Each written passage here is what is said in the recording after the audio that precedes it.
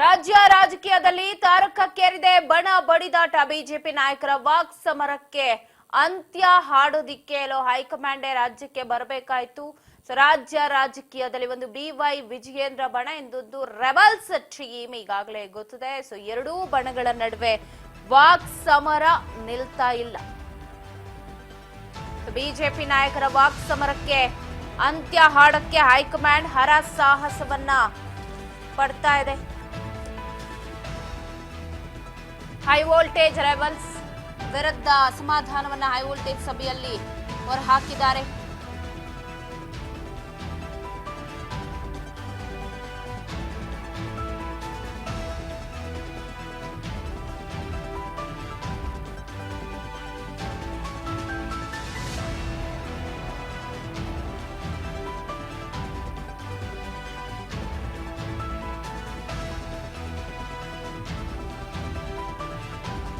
ರಾಜ್ಯ ರಾಜಕೀಯದಲ್ಲೇ ತಾರಕಕ್ಕೇರಿದೆ ಬಣ ಬಡಿದಾಟ.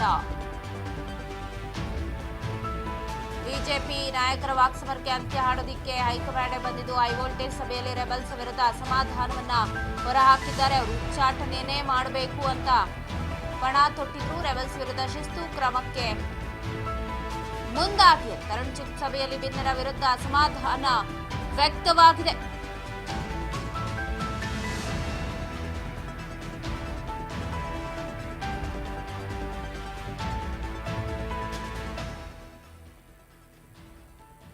High voltage ಸಭೆಯಲ್ಲಿ ಅಸಮಾಧಾನವನ್ನ ಹೊರಹಾಕಿದ್ರು. ರೆಬಲ್ಸ್ ವಿರುದ್ಧ ಶಿಸ್ತು ಕ್ರಮಕ್ಕೆ ವಿಜಯೇಂದ್ರ ಬಣ ಒತ್ತಾಯವನ್ನ ಮಾಡಿದೆ.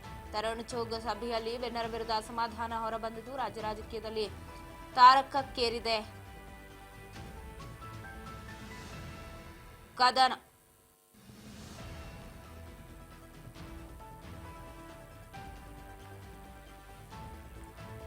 ನಿನ್ನೆ ತರುಣ್ ಚುಗ್ ಅವರು ರಾಜ್ಯಕ್ಕೆ ಆಗಮಿಸಿದ್ರು. ಒಂದು ಮೀಟಿಂಗ್ ಕೂಡ ನಿರಂತರವಾಗಿ ಬಿಜೆಪಿ ಕಚೇರಿಯಲ್ಲಿ ನಡೀತು. ಆ ಒಂದು ಸಭೆಯಲ್ಲಿ ರೆಬಲ್ಸ್ ವಿರುದ್ಧ ಸಾಕಷ್ಟು ಅಸಮಾಧಾನ ಹೊರಹಾಕಿದ್ರು. ವಿಜಯೇಂದ್ರ ಬಣ ಒತ್ತಾಯವನ್ನ ಮಾಡ್ತು. ಅವ್ರನ್ನ ಉಚ್ಚಾಟನೆ ಮಾಡಬೇಕು, ಎಷ್ಟು ದಿನ ಅಂತ ಅವ್ರನ್ನ ತಡ್ಕೊಳಕ್ಕಾಗತ್ತೆ. ಅವರಿಂದಲೇ ಪಕ್ಷದಲ್ಲಿ ಯಾರಿಗೂ ನೆಮ್ಮದಿನೇ ಇಲ್ಲ, ಕಾರ್ಯಕರ್ತರಿಗೊಂದು ಮರ್ಯಾದೆ ಕೊಡಲ್ಲ. ನಮ್ಮ ಕಾರ್ಯಕರ್ತರಲ್ಲೇ ಇದೊಂದು ಟೆನ್ಷನ್ ಕೂಡ ಶುರುವಾಗಿದೆ, ನಮ್ಮಲ್ಲೇ ಕಚ್ಚಾಟಗಳು ಕೂಡ ಶುರುವಾಗಿದೆ. ಹಾಗಾಗಿ ಅವ್ರನ್ನ ಉಚ್ಚಾಟನೆ ಮಾಡಿ ಅನ್ನುವಂತಹ ಒತ್ತಾಯ ಕೂಡ ಕೇಳಿ ಬಂತು. ಹೇಗೋ ಅಂತ್ಯ ಹಾಡಬೇಕು, ಎಲ್ಲರನ್ನ ಒಗ್ಗಟ್ಟಾಗಿ ಸೇರಿಸಬೇಕು ಅನ್ನೋ ಪ್ಲಾನ್ ಅಲ್ಲಿ ಇರುವಂತಹ ಹೈಕಮಾಂಡ್ಗೆ ಇದೆಲ್ಲೋ ನುಂಗಲಾರದ ಬಿಸಿ ತುಪ್ಪವಾಗಿ ಕಾಣ್ತಾ ಇದೆ ಬಿಜೆಪಿಯ ಬಣ ಬಡಿದಾಟ. ಯತ್ನಾಳ್ ಅಂಡ್ ಟೀಮ್ ವಿರುದ್ಧ ಕೇಳಿ ಬರ್ತಾ ಇದೆ ಸಾಲು ಸಾಲು ದೂರು. ಅಧಿಕಾರದಲ್ಲಿರುವ ಕಾಂಗ್ರೆಸ್ ವಿರುದ್ಧ ಸಾಲು ಸಾಲು ಹಗರಣ ಈಗಾಗಲೇ ಹೊರ ಬಂದಿದ್ದು.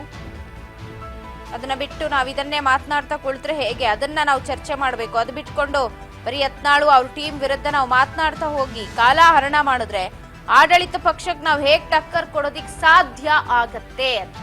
ಮಾಧ್ಯಮದ ಮುಂದೆ ಹೋಗಿ ಪ್ರಚಾರ ತೆಗೆದುಕೊಳ್ಳೋದು ಯಾಕೆ ಬೇಕು? ಇದರಿಂದ ಬಿಜೆಪಿಗೆ ಡ್ಯಾಮೇಜ್ ಆಗತ್ತೆ, ಶಾಸಕರಿಗೆ ಮುಜುಗರ ಉಂಟಾಗತ್ತೆ.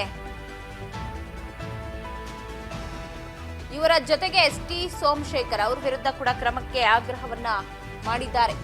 ಒಂದು ಕಡೆ ಯತ್ನಾಳ್ ಟೀಮ್, ಇನ್ನೊಂದು ಕಡೆ ST ಸೋಮಶೇಖರ್ ಅಂತೂ ನಾನು ಬಿಜೆಪಿಗರೇ ಅಲ್ಲ ಅನ್ನೋ ತರ ಇದ್ದಾರೆ. ನಾನೊಬ್ಬ ಶಾಸಕ ಅಷ್ಟೇ, ಬಿಜೆಪಿಗರೇ ಅಲ್ಲ ಅನ್ನೋತಾರೆ. ಯಾಕಂದ್ರೆ ಎಲ್ಲೂ ಕಾಣಿಸ್ಕೊಳ್ತಾನೆ ಇಲ್ಲ ಬಿಜೆಪಿ ನಾಯಕರ ಜೊತೆಗೆ. ರೆಬಲ್ಸ್ ಆದ್ರೂ ವಾಗ್ಬಾಣ ಅದು ಇದು ಅಂತ ಹೇಳಿ ಮುನ್ನೆಲೆಗೆ ಬರ್ತಾ ಇದ್ದಾರೆ, ಚರ್ಚೆಯಲ್ಲಿ ಇದ್ದಾರೆ. ಬಟ್ ST ಸೋಮಶೇಖರ್ ಅವರು ಏನು ಎತ್ತ ಅನ್ನೋದೇ ಗೊತ್ತಿಲ್ಲ ಅವ್ರ ಕತೆ. ಆ ತರ ಆಗೋಗಿದೆ ST ಸೋಮಶೇಖರ್ ಅವರ ಕಥೆ. ಇದೀಗ ಅವರ ಜೊತೆಗೆ ಅಂದ್ರೆ ಯತ್ನಾಳ್ ಅಂಡ್ ಟೀಮ್ ಜೊತೆಗೆ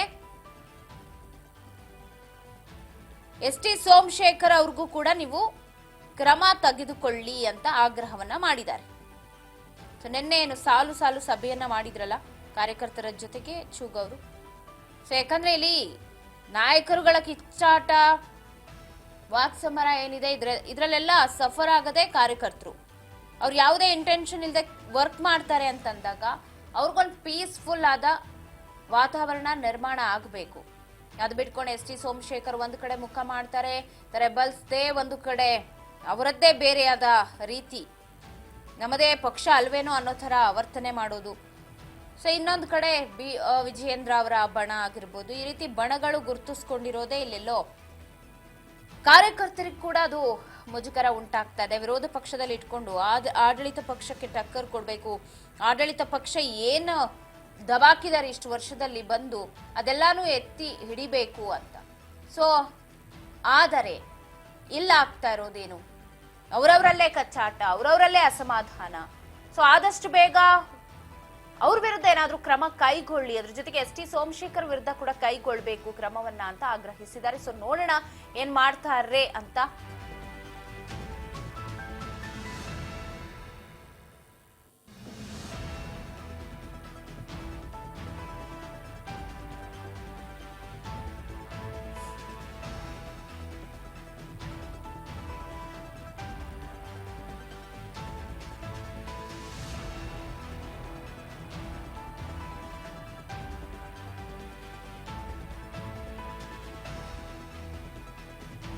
ಶಿಸ್ತು ಸಮಿತಿ ಶೋಕಾಸ್ ನೋಟಿಸ್ಗೆ ಯತ್ನಾಳ್ ಇವತ್ತು ಉತ್ತರಿಸಲಿದ್ದಾರೆ.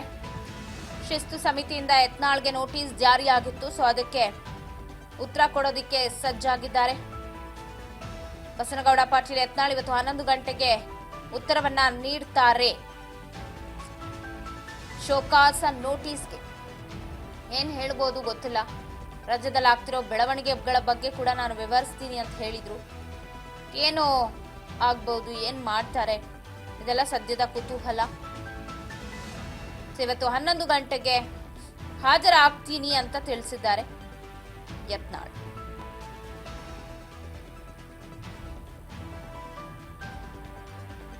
ಶಿಸ್ತು ಸಮಿತಿಯಿಂದ, ಕೇಂದ್ರ ಶಿಸ್ತು ಸಮಿತಿಯಿಂದ ಶೋಕಾಸ್ ನೋಟಿಸ್ ಜಾರಿಯಾಗಿತ್ತು. ಪಕ್ಷಕ್ಕೆ ಡ್ಯಾಮೇಜ್ ಆಗ್ತಾ ಇದೆ ಎಲ್ಲೋ ನಿಮ್ಮ ವರ್ತನೆಯಿಂದ. ಸೊ ಅದಕ್ಕೆ ಉತ್ತರ ಕೊಡಬೇಕು. ಏನಾಗ್ತಾ ಇದೆ ಪಕ್ಷದಲ್ಲಿ, ಯಾಕೆ ಬೇರೆ ಬೇರೆಯಾಗಿ ಪ್ರವಾಸ ಮಾಡ್ತಾ ಇರೋದಾಗಿರ್ಬೋದು, ಇದೆಲ್ಲದಕ್ಕೂ ಕೂಡ ಉತ್ತರವನ್ನ ನೀಡಿ ಅಂತ ಹೇಳಿ ಶೋಕಾಸ್ ನೋಟಿಸ್ ಅನ್ನ ಜಾರಿ ಮಾಡಿತ್ತು. ಸೊ ಅದಕ್ಕೆ ಇವತ್ತು ಉತ್ತರವನ್ನ ನೀಡೋದಿಕ್ಕೆ ಮುಂದೆ ಆಗ್ತಾರೆ ಯತ್ನಾಳ್. 11 ಗಂಟೆಗೆ ಹಾಜರಾಗ್ತಾರೆ. ಶೋಕಾಸ್ ನೋಟಿಸ್ಗೆ ಉತ್ತರವನ್ನ ಕೂಡ ಕೊಡ್ತಾರೆ. ಡಿಸಿಪ್ಲಿನ್ ಮೇಂಟೈನ್ ಮಾಡ್ತಿಲ್ಲ ಪಕ್ಷದಲ್ಲಿ ಅನ್ನೋ ಆರೋಪ ಯತ್ನಾಳ್ ಅವ್ರ ಮೇಲಿರೋದು. ಸೊ ಅದಕ್ಕೆಲ್ಲ ಅಂತ್ಯ ಹಾಡೋದಕ್ಕೆ ಹರಸಾಹಸವನ್ನೇ ಪಡ್ತಾ ಇದ್ದು ನೋಟಿಸ್ಗೆ ಯತ್ನಾಳ್ ಇವತ್ತು ಉತ್ತರವನ್ನ ಕೊಡಲಿದ್ದಾರೆ. ಸೊ ಏನ್ ಹೇಳ್ತಾರೆ ಶಿಸ್ತು ಸಮಿತಿಯ ಮುಂದೆ, ಸಮರ್ಥನೆ ಮಾಡ್ಕೊಳ್ತಾರಾ, ತಪ್ಪೊಪ್ಕೊಳ್ತಾರಾ, ಏನಾಗಬಹುದು ಅಂತ. ಏನೇ ಚುಕ್ ಸಭೆಯಲ್ಲೂ ಅಸಮಾಧಾನ, ಶೋಕಾಸ್ ನೋಟಿಸ್, ಇದೆಲ್ಲವೂ ಕೂಡ ರೆಬಲ್ಸ್ ಒಂದ್ ಕಡೆ ಕಂಟಕ ಆದ್ರೆ ನಮ್ಗೆ ಯಾವುದು ಅದು ತಟ್ಟೋದೇ ಇಲ್ಲ ಅನ್ನೋ ತರ ರೆಬಲ್ಸ್ ಟೀಮ್ ಇರೋದು. ಸೊ ನೋಡೋಣ ಏನು ಉತ್ತರ ಕೊಡ್ತಾರೆ, ಏನು ಎತ್ತ ಅಂತ. ಹಿಂದೆ ಹಾಜರಾಗ್ತಾರೆ, ನಾನು ಹಾಜರಾಗ್ತೀನಿ ಅಂತ ತಮ್ಮ ಸೋಷಿಯಲ್ ಮೀಡಿಯಾದಲ್ಲೇ ಹಂಚ್ಕೊಂಡಿದ್ರು ಯತ್ನಾಳ್. ಸೊ ಇವತ್ತು 11 ಗಂಟೆಗೆ ಹಾಜರಾಗಬೇಕು.